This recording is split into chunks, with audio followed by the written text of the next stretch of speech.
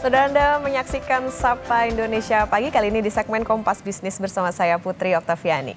Saham emiten sawit milik sejumlah konglomerasi langsung menghijau bahkan melesat tinggi setelah Presiden Prabowo Subianto menyatakan komitmen memakai sumber nabati sebagai bahan solar.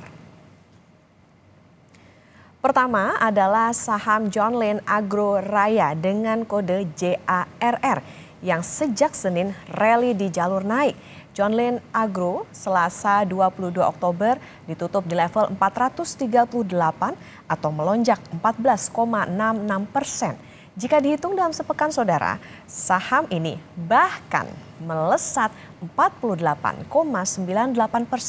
Kalau kita tarik selama sebulan terakhir, pergerakannya adalah yang ada di layar kaca Anda, melambung sampai 63,4%. John Lynn Agro juga menjadi penggerak utama kenaikan IHSG, bahkan yang kenaikannya tertinggi di antara saham sawit lainnya.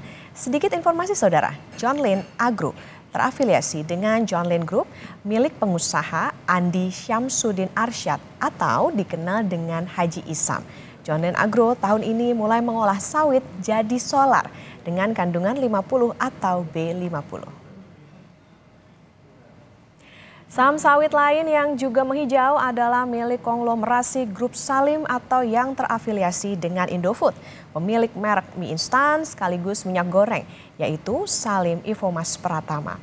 Saham sawit dengan kode SIMP ini per 22 Oktober ditutup naik 1,44% ke 422 per unit. Naik wajar meski di atas kenaikan IHSG. Kalau kita tarik 5 hari perdagangan, kenaikannya sampai dengan 2,43% dan dalam 1 bulan naik 4,46%. Saham sawit yang juga naik selanjutnya saudara masih terafiliasi dengan konglomerasi Salim, yaitu perusahaan perkebunan London Sumatra Plantation atau LSIP. 20 Oktober, LSIP menguat 6,4% ke 1.245 per unit. Sedangkan kalau ditarik 5 hari, kenaikannya 10,18% dan jika ditarik sebulan seperti yang ada di layar kaca Anda saudara, lonjakannya signifikan sampai dengan 22,66%. 59% lebih saham LSIP dimiliki oleh Salim Infomas.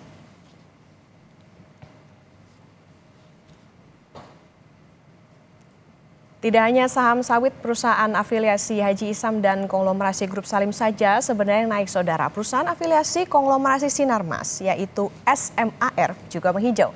Prabowo Subianto dilantik hari Minggu 20 Oktober tepat sehari sebelum dimulainya perdagangan di bursa. Pidato Prabowo yang menyebut sawit untuk solar disambut meriah emiten perkebunan.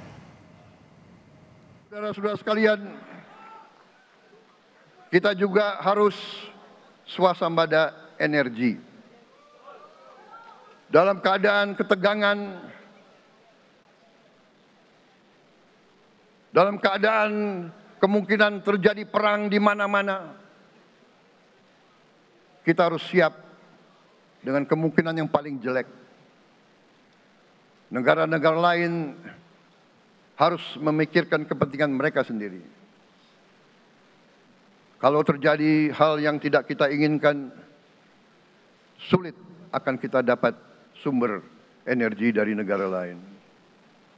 Karena itu, kita harus swasembada energi dan kita mampu untuk swasembada energi. Kita diberi karunia oleh Tuhan Maha Besar, tanaman-tanaman yang membuat kita bisa tidak tergantung bangsa lain.